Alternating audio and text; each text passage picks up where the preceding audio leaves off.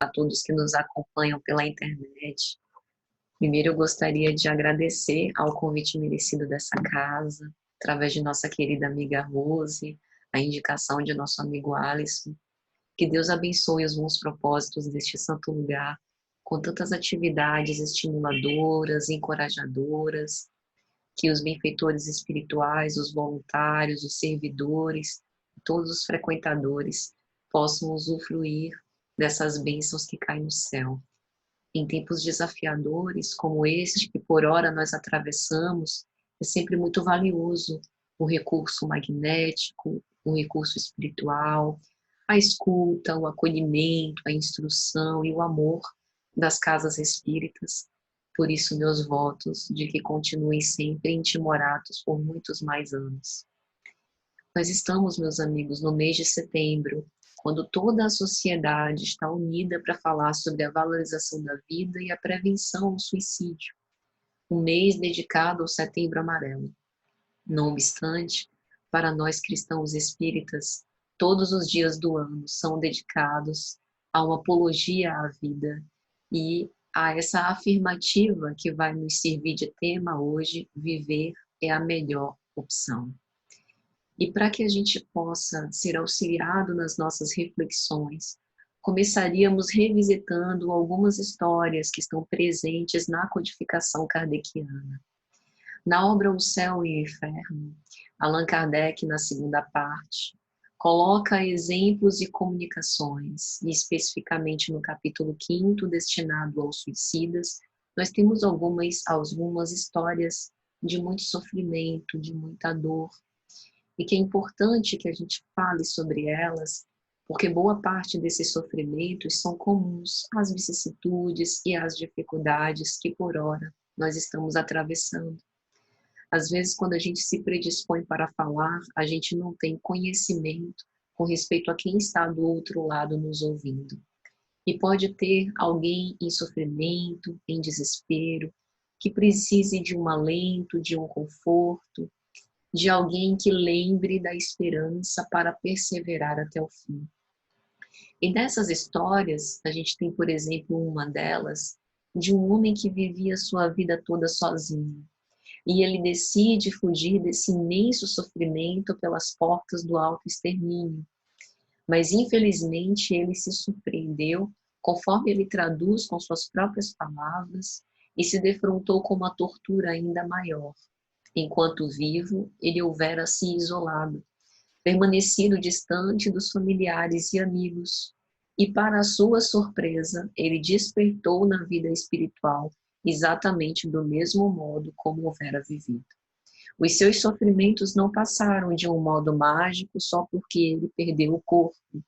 E é essa talvez uma das partes mais tocantes do Espiritismo, mostrando para a gente que a morte é apenas uma mudança de estação da física para a espiritual, mas que na verdade nós continuamos os mesmos.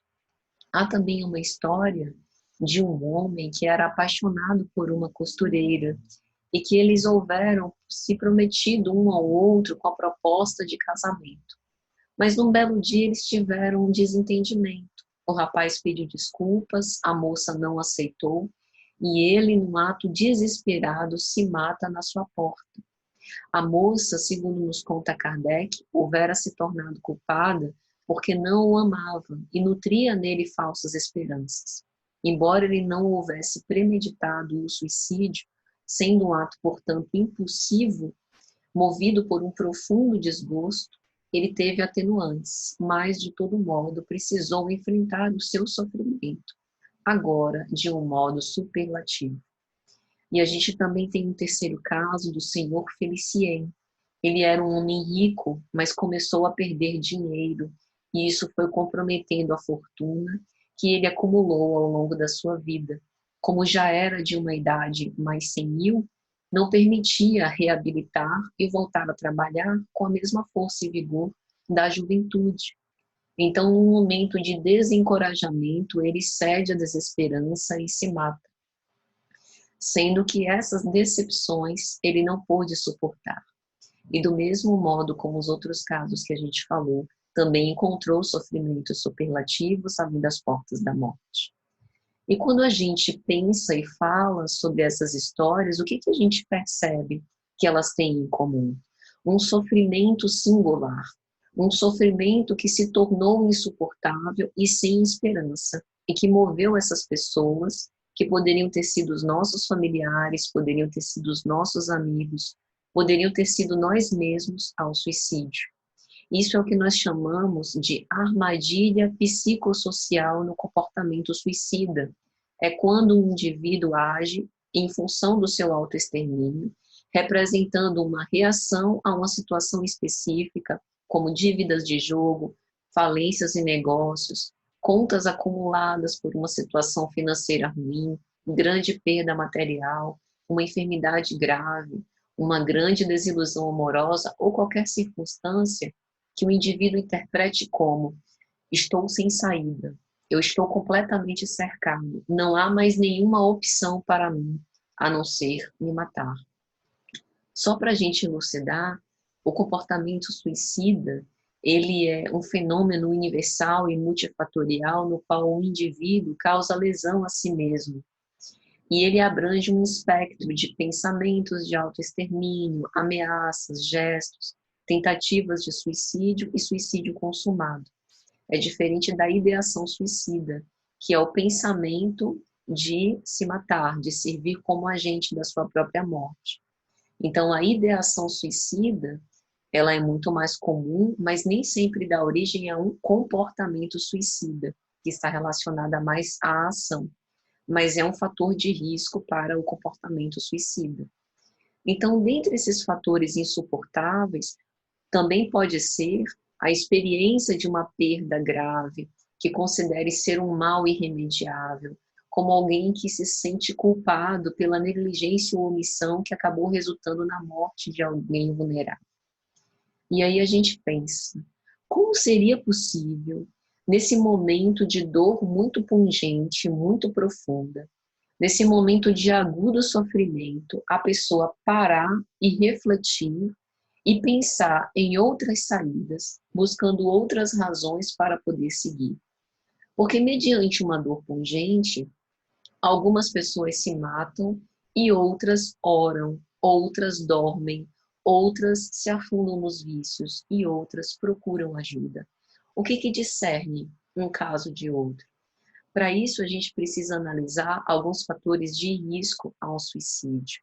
A presença de transtornos mentais, como depressão, transtorno bipolar, esquizofrenia, transtornos de personalidade, o histórico familiar de uma doença mental, a falta de tratamento e acompanhamento ativo da saúde mental, a tentativa pregressa de suicídio, o histórico familiar de suicídio, o abuso de álcool e outras drogas, o abuso físico ou sexual, a instabilidade familiar, são todos fatores de risco para o suicídio, além de perdas afetivas recentes, violências domésticas, perdas financeiras, eventos traumáticos, até a presença de dores crônicas em alguém que tem uma enfermidade de longa duração e tratamento difícil.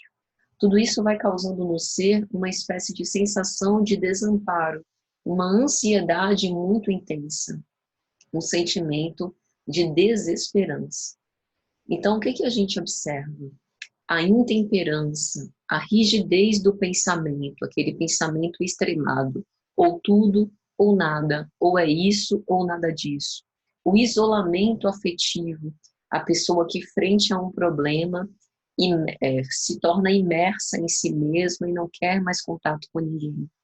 A irascibilidade, que é essa agressividade e a forma de reagir a tudo, tomando tudo como pessoal, independente das circunstâncias da vida pelas quais o indivíduo esteja passando. Essas características acabam reduzindo a percepção do ser para outras saídas, através das quais ele poderia experimentar um alívio para o enfrentamento dos seus problemas.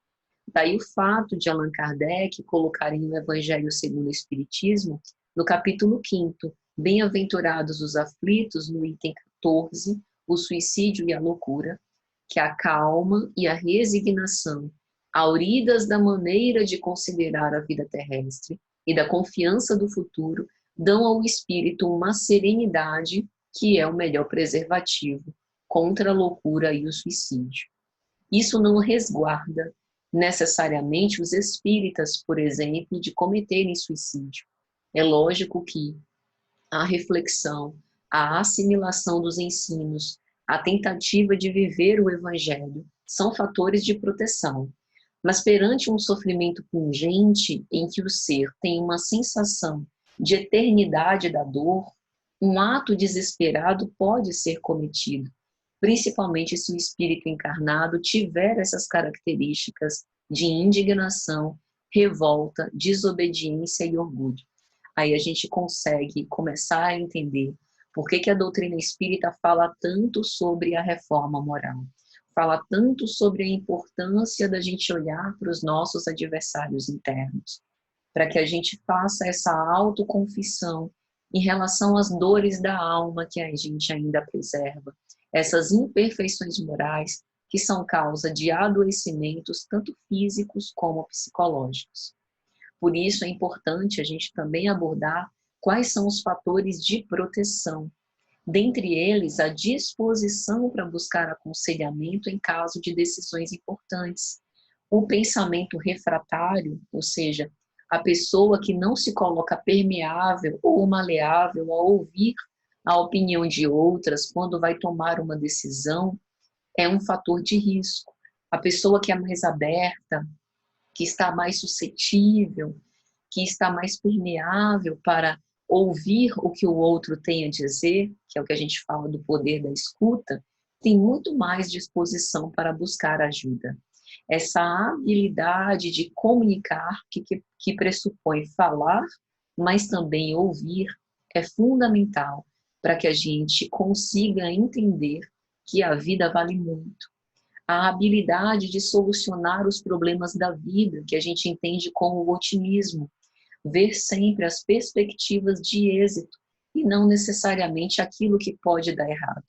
Tirar o melhor das pessoas com quem eu convivo e não necessariamente colocar uma lente muito aumentada em relação às defecções do meu próximo. Ter um bom relacionamento interpessoal, porque, meus amigos, nós estamos encarnados na Terra.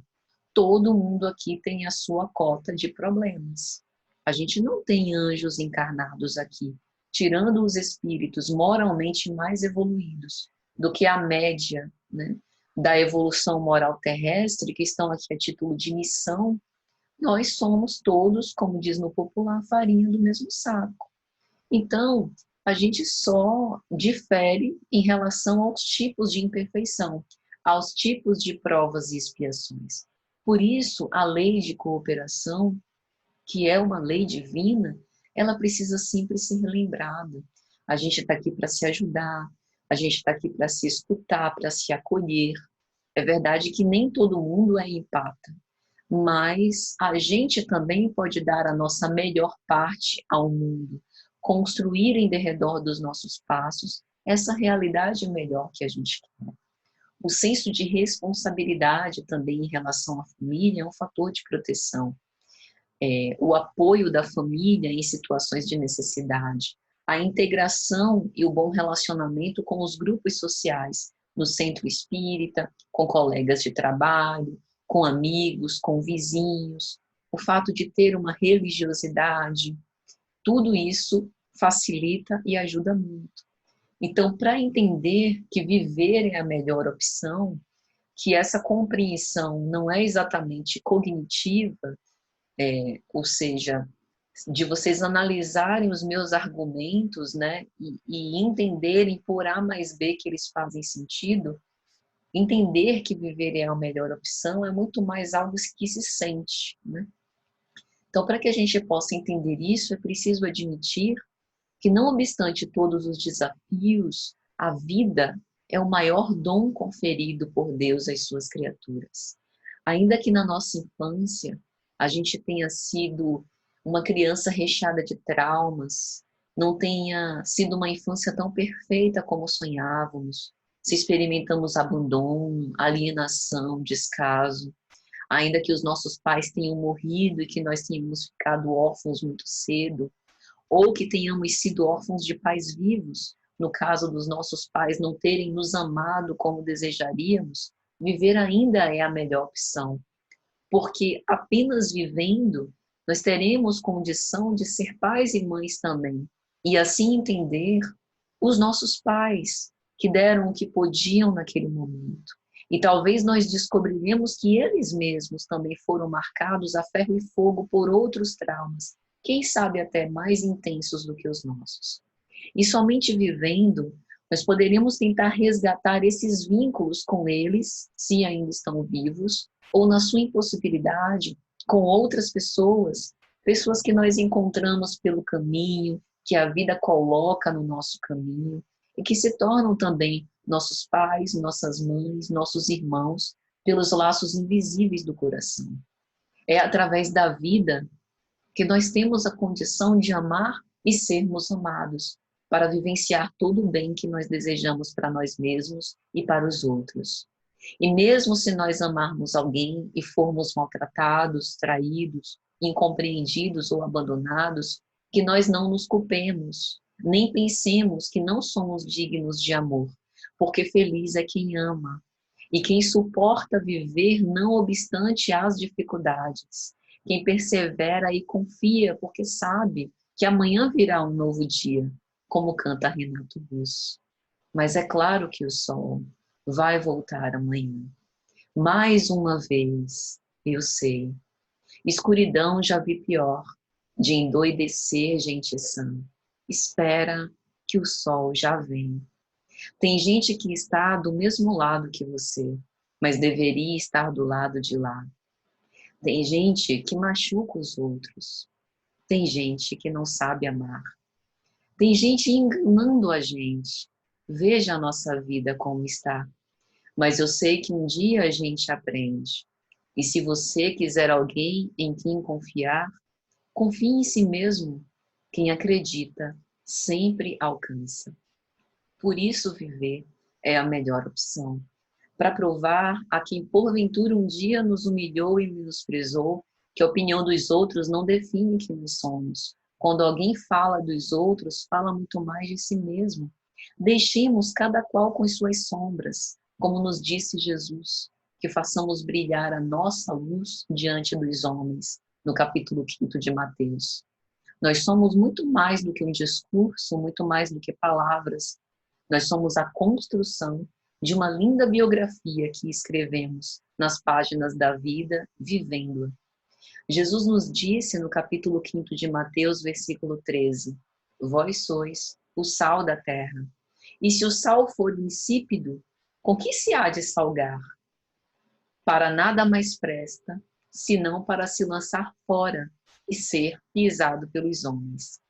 Eu não sei se vocês conhecem essa história, mas em Jerusalém, o sal que não prestava para a alimentação era jogado no chão do templo, porque aquela região era muito alagadiça, porque havia a venda de animais e animais para sacrifício, então ficava sempre tudo cheio de água, e para amenizar os riscos do piso escorregadio, principalmente nesses dias alagados, né, ou em dias de chuva, jogava-se sal. E esse sal que era, entre aspas, desperdiçado, né, jogado no chão do templo, era o sal que não prestava, que não temperava bem. Mas nós somos o bom tempero, se assim quisermos e fizermos os nossos esforços para alcançar. E precisamos estar na vida para dar esse gosto às relações humanas, né? Talvez por isso Cristo tenha nos chamado de sal da terra. Vamos quebrar, então, esse isolamento em que muitos de nós nos colocamos para tentar fugir dos nossos problemas. Vamos enfrentar o estigma desse tema, falando abertamente sobre os nossos sentimentos, buscando os canais mais adequados de escuta. A gente tem no próprio centro os canais de atendimento fraterno, a gente tem o CVV 188, o cvv.org.br, há uma instituição chamada podefalar.org.br, especialmente dedicada a jovens de 13 a 24 anos, cuja faixa etária, a segunda maior causa, né, de morte é o próprio suicídio. Então, a gente tem canais especializados, não apenas em setembro, mas durante o ano todo, para que a gente possa ser acolhido no nosso sofrimento. Não precisa chegar ao ponto insuportável em que eu já planejei a forma de aniquilar a minha vida. Se eu estiver lidando com um sofrimento insuportável e naquele momento eu precisar de alguém para me ouvir, esses canais são específicos para isso, para que eu tenha alguém com quem eu possa dividir a minha dor, que não vai me julgar, que não vai me condenar, que não vai contar para ninguém, que vai tentar, junto comigo, pensar em novas razões para continuar vivendo. Mas para isso, nós também precisamos fazer a nossa parte, exercitando a compaixão e o entendimento, observar quem mora ao nosso lado. Afinal, a maioria dos sobreviventes às tentativas do suicídio e aqueles que o levaram às últimas circunstâncias não queria de fato se matar, mas acabar com esse sofrimento inominável, que pode ter sido causado, como a gente falou nas histórias, né, que contamos no início, por alguma circunstância trágica da vida e que a maioria das pessoas talvez entendesse como algo banal, mas para aquela pessoa foi doloroso e de muito sofrimento. Eu passei pela experiência de acompanhar um caso de uma moça, por volta dos seus 25 anos, que já havia tentado 3 vezes suicídio. E passei por uma experiência muito difícil de estar ao telefone pela impossibilidade de estar pessoalmente com ela tentando se matar. Por sorte, e percebi isso, ela utilizou um método que não era letal, ela não sabia, e mesmo assim levei a sério, né, para que de algum modo ela pudesse desistir daquilo, porque independente dela não morrer, ela provavelmente passaria muito mal. Mas ela acabou ingerindo alguns medicamentos, não foi a óbito, também não perdeu a consciência, mas ficou com algumas consequências físicas, né? Algumas dores. Quando chega no pronto atendimento, na unidade de pronto-socorro, os profissionais de saúde, já era a época da pandemia, mostraram para ela, depois de medicada, o leito de internados. Estava cheio de pessoas com Covid. Sobretudo pessoas mais idosas que ela, né? Na época não tinha tantos jovens adoentados pelo Covid. E a profissional de saúde disse a ela de um modo um tanto quanto ríspido e agressivo: está vendo você tentando aniquilar a sua vida quanto tantas pessoas lutam pela existência, querendo uma oportunidade de continuar vivendo. Elas tentam respirar, puxar o ar e levá-lo aos pulmões e não conseguem. Daí o fato da gente usar os respiradores. E não tem respiradores para todo mundo.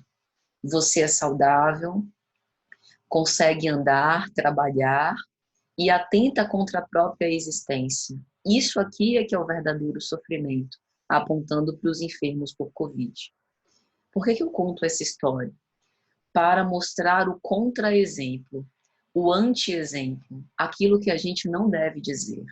Eu não estou menosprezando o sofrimento dos adoentados pelo Covid.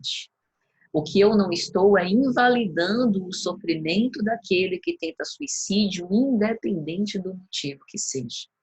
Pela nossa impotência perante o ato, muitas vezes a gente não sabe ajudar. E no nosso intuito de fazer uma espécie de sacudida na pessoa e de tentar convencê-la de que ela deve permanecer na vida, a gente acaba metendo os pés pelas mãos e traumatizando a pessoa mais ainda. É como se eu dissesse: você não é digna da dor que sente. Isso daqui sim é um sofrimento digno, e eu não posso fazer isso, porque todo sofrimento é digno. Eu não posso comparar sofrimentos, são bases completamente diferentes. E o que é que a gente faz nesse caso? Acolhe. Acolhe sem juízo. Pensa em Jesus se tivesse recebendo nos braços essa pessoa? Será que ele seria o primeiro a atirar a primeira pedra, a fazer comparação entre sofrimentos de A e B? A gente não viu Jesus fazer isso em momento nenhum. Ele nunca foi conivente com a maldade, conivente com o erro. Sempre nos estimulou a que a gente resgatasse a nossa autonomia, levantasse e continuasse a seguir, mas nunca esbofeteou na cara de ninguém como a confrontar uma realidade insuportável perante os seus olhos. Por isso que eu digo que o acolhimento, ele é tão desafiador também. A escuta desse tipo de relato é também difícil para quem se dispõe a ajudar. E o que a gente pode fazer para efetivamente ajudar é deixar que a pessoa converse, fale sobre o que sente, porque naquele momento ela está tendo uma sensação de que alguém se interessa pelo sofrimento dela, independente de qual seja. Assim a gente pode também buscar reduzir a disponibilidade, a acessibilidade que essa pessoa tem com alguns métodos potencialmente perigosos para que ela atente contra a própria vida. Retirar de perto instrumentos cortantes, asfixiantes, armas e remédios que, se ingerido em grande quantidade, podem provocar uma intoxicação química, né?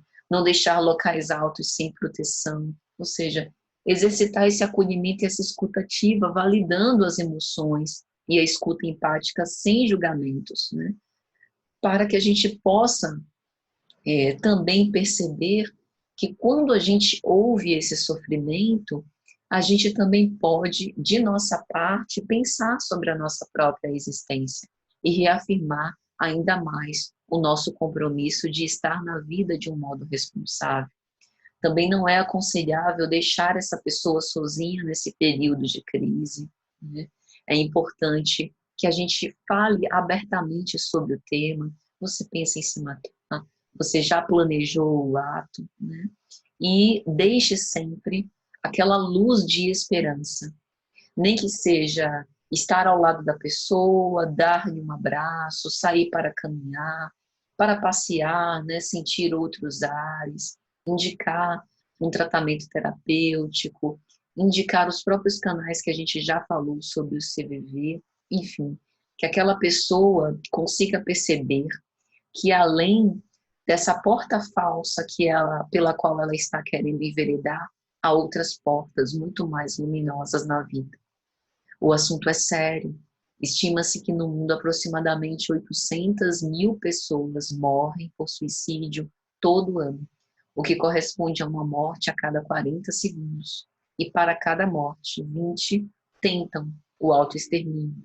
E a tentativa prévia é um dos maiores preditores de risco na população em geral. No Brasil, há cerca de 13 mil mortes por suicídio por ano, ou seja, uma a cada 45 minutos, ou 32 por dia. Então, é um problema de grave saúde pública. Ocorre em todas as regiões, e a Organização Mundial de Saúde nos informa que um suicídio consumado deixa de 10 a 12 pessoas enlutadas. Eram as pessoas que conviveram com ela, que trabalhavam junto com ela, né, ou que frequentavam a escola, que eram familiares ou conhecidos. Então, o suicídio não é a solução. Viver é a melhor solução.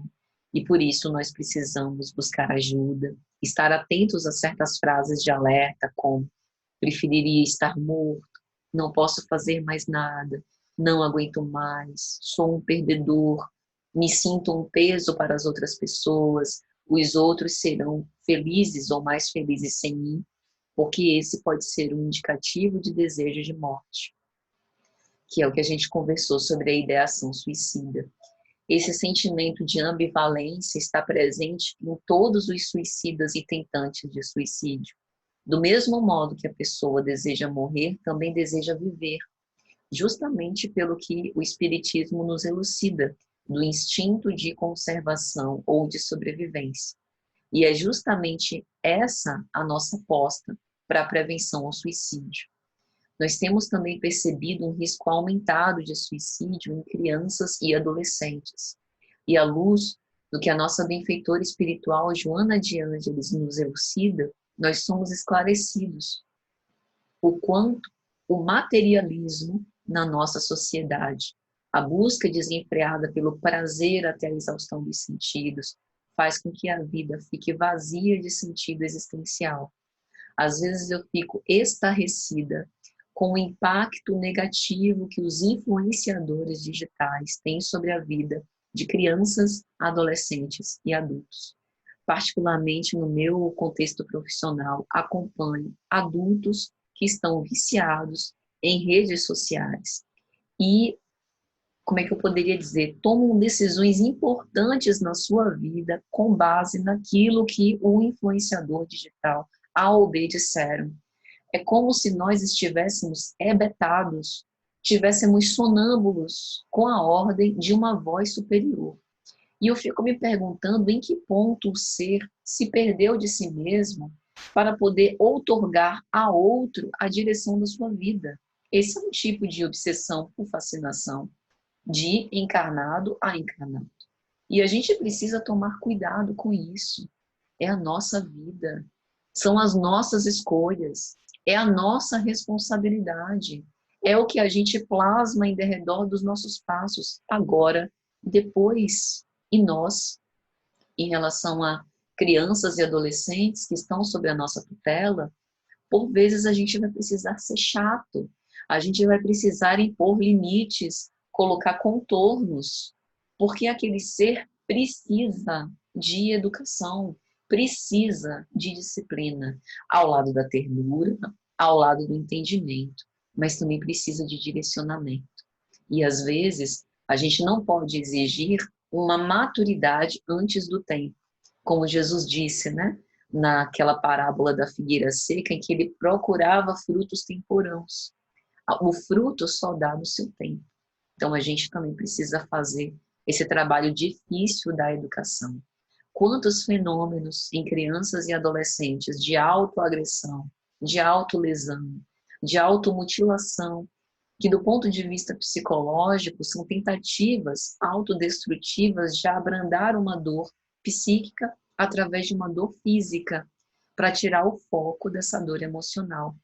Do ponto de vista espiritual, é preciso a gente estar atento, porque podem haver, inclusive, reminiscências anteriores ou influências espirituais.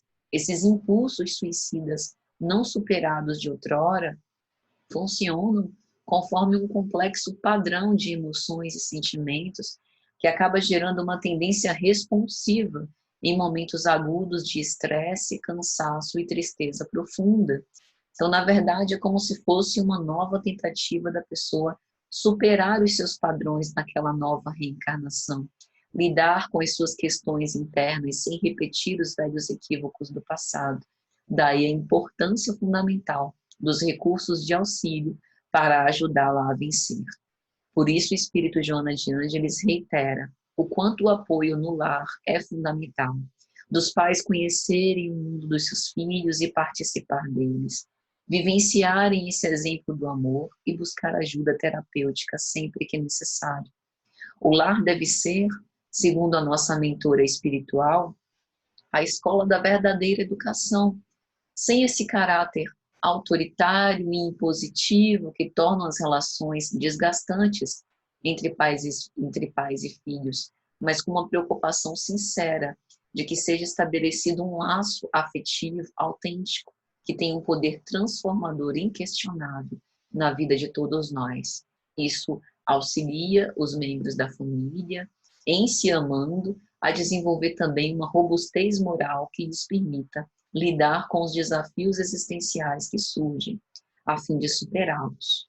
Por isso, ao lado de todos esses recursos, a oração, o passe, a água fluidificada, a evangelização, tudo isso é de fundamental importância para aos poucos nós irmos desenvolvendo essa resistência moral e buscar ajuda também de outros profissionais que possam nos dar respaldo diante de certas situações.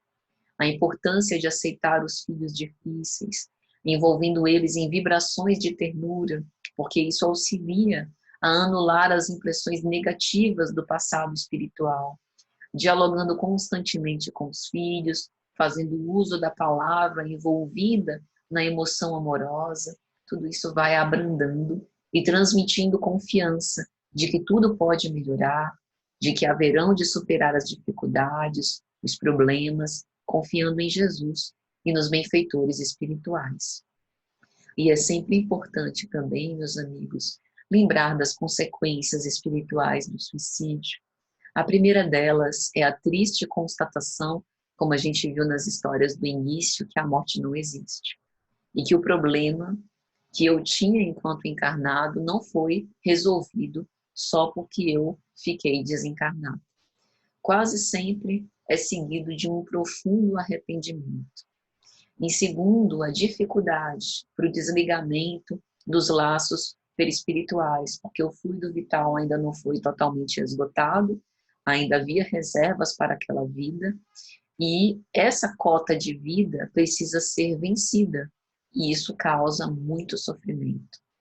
As repercussões sentidas através desses liames perispirituais, que registra todas as infrações que nós cometemos contra a lei, como, por exemplo, extinguir a própria vida física, também são muito atormentadoras. Além da necessidade de recomeçar, com o acréscimo do registro traumático na memória do espírito imortal.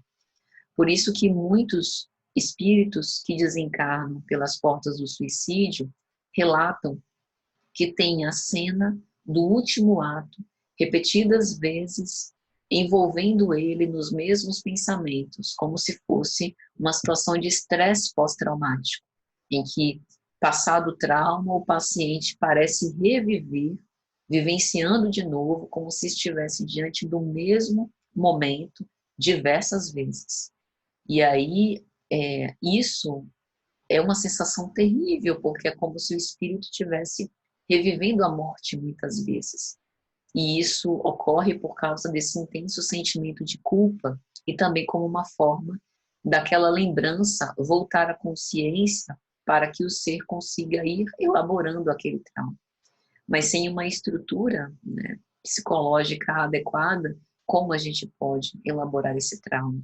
Então, apenas padecemos desse sofrimento.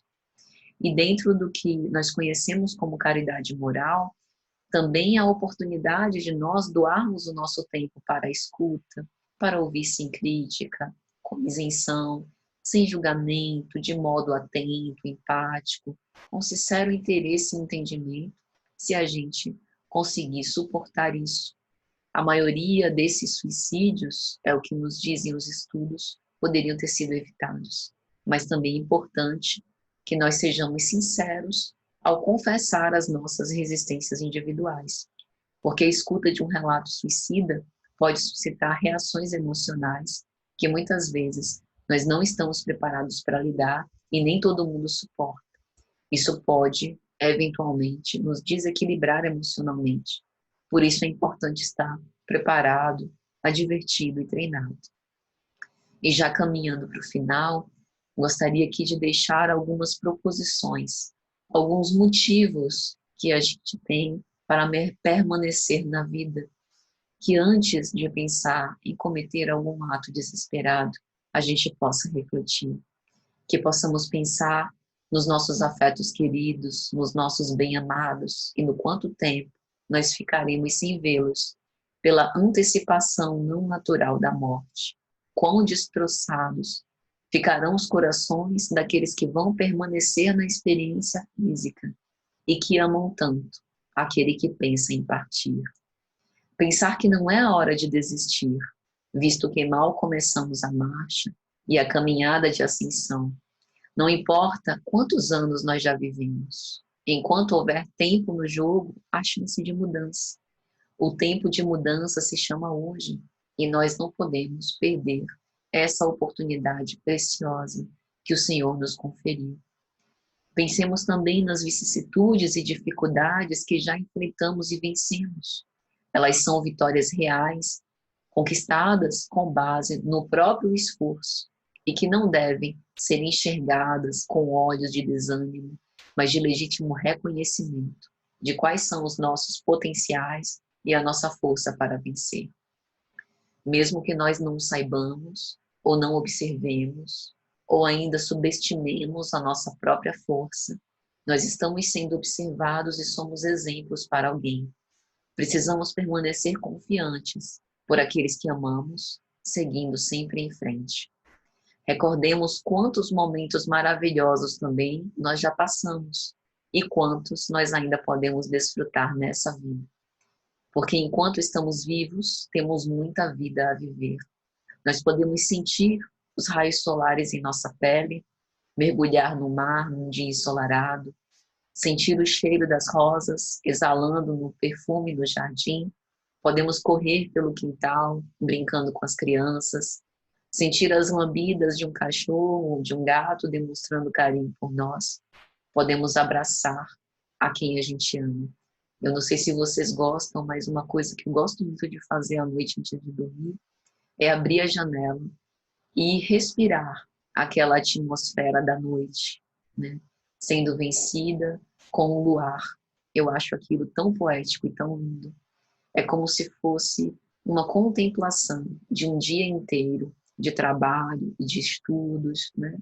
De deveres que a gente cumpriu, para que a gente possa, antes de cerrar os nossos olhos, voltar o olhar ao nosso Criador e agradecer apenas por mais um dia.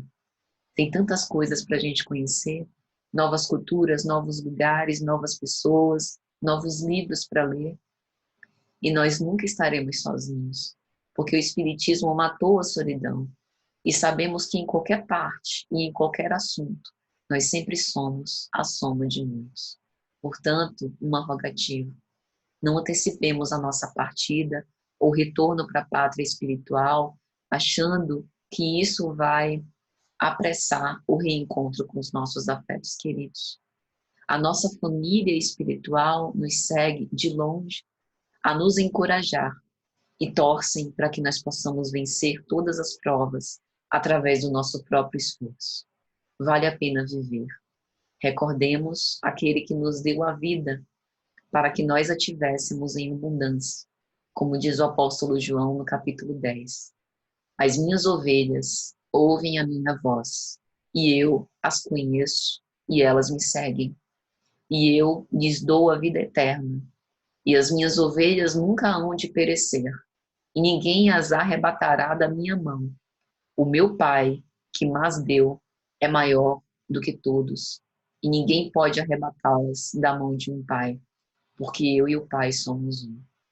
Que Jesus, meus amigos, nos abençoe e nos encoraje sempre. Muita paz e muito obrigada.